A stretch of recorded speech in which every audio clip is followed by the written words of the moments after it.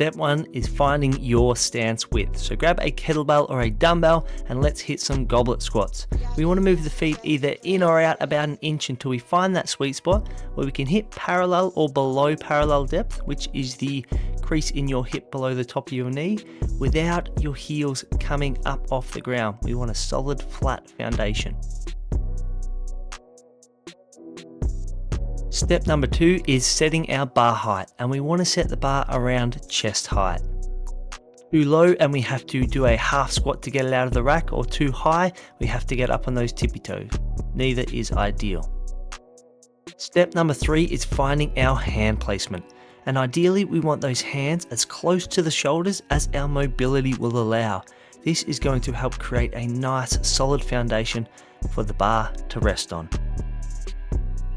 Step number 4 is choosing our bar position, and we have 2 different bar positions. One, the high bar position, which we rest the bar on the upper part of the traps, and second is the low bar position, and in the low bar position we sit the bar on our rear deltoids. Both bar positions have their pros and their cons, and your goals will likely determine which bar position you opt for. The high bar position requires less shoulder mobility and will typically sit our trunk angles a little bit more upright, making it an ideal place to start for beginner lifters. Whereas the low bar position requires more shoulder mobility and will result in a more forward-leaning trunk angle, but is a fantastic bar position to produce maximal amounts of force. Step number 5 is creating what we refer to as the shelf, which is the area of the back in which the bar rests on. We want to avoid pulling the elbows too far back, as it will result in pushing the bar forward on the neck. We also want to avoid driving those elbows under the bar, as this will result in instability. Ideally, we want to position these shoulders just behind the torso, squeezing those shoulders back and down, maintaining this position throughout the remainder of the squat. Step number 6 is the unrack and the walkout, and we want to position our hips and our feet directly under the bar. From there, we stand straight up, making sure that weight is distributed over our center of mass. From there, we do a 3-step walkout. We go half a step back, and then 1, 2 into our squat position. In regards to optimal toe angles, we don't want them straight forward, or we don't want them too far toes out. Most people will squat best with slight toe out, about 10 to 14 degrees. Step number 7 is breathe and brace, arguably one of the most important steps in the squat, and we refer to this as diaphragmatic breathing and 360-degree bracing, where we take as much volume of air in as we can, direct it down into the diaphragm, and we brace hard 360 degrees around that torso. The aim of the game in regards to breathing and bracing is creating as much intra-abdominal pressure and rigidity through that trunk, through that midsection as possible. This is going to allow us to produce maximum amounts of force into the barbell, and it's also going to help create stability through that midsection. It's quite common that newer lifters will hold their air in the upper chest. It's not doing much good here. We really need to direct that air down into the diaphragm to optimize that intra-abdominal pressure. The cue that I have found works best is pretend someone's standing in front of you about to give you a big punch in the stomach. You're going to get as much air as you possibly can, and you're going to brace hard for that impact. Step number 8 is creating the tripod.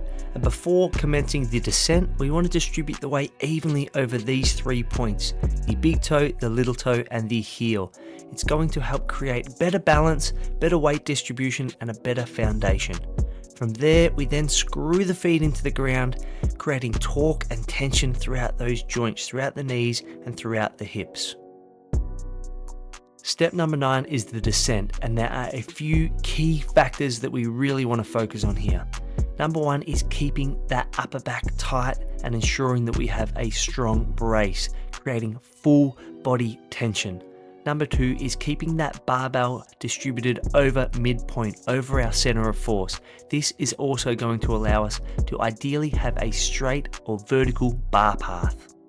In regards to descent speed, the main focus here is ensuring that we maintain stability in and out of that bottom position of the squat. And in order to maximize our stability and our brace throughout the squat, we have to do what we refer to as stacking the rib cage and the pelvis. Looking at the diagram on the left, you'll see the skeleton has a flared rib cage and an anteriorly or forward tilted pelvis. This is not ideal for creating rigidity, stability, and a brace.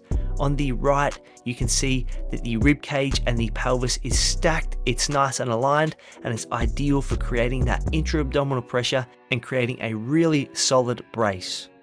If we were to relate the hips to a bucket of water, we want to avoid tipping the water out the front of the bucket or tilting those hips forward.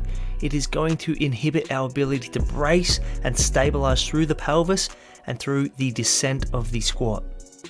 A few more common mistakes during the descent of the squat is knee cave or knee valgus, which is typically due to a lack of mobility through the ankles or stability and strength through the hips. Another common mistake is hip shift, which again is usually due to lack of mobility through the ankle and imbalances through that unilateral strength and stability within the hips and the knees. And step number 10 is the ascent. And if we have nailed all of the other steps, we should be in a great position to produce the maximum amount of force into that bar as possible. Ideally, we want the hips and the shoulder to rise at the same time, maintaining a nice vertical bar path and keeping that bar over our center of force. If that doesn't happen, this is what typically goes wrong. That bar path deviates forward off its vertical bar path. As we go to drive and produce that force, the hips shoot back, the bar shoots forward, and we end up in this nasty good morning position where we then have to work overtime through that posterior chain to get that bar back over our center of mass. And one last common mistake you're likely to see during the ascent as well as the descent is that knee cave again. Although if you are experiencing it during the ascent, it is typically due to weaknesses in hip abductors and glutes, along with a few other issues such as poor foot placement and inadequate mobility. From there, we reset and repeat.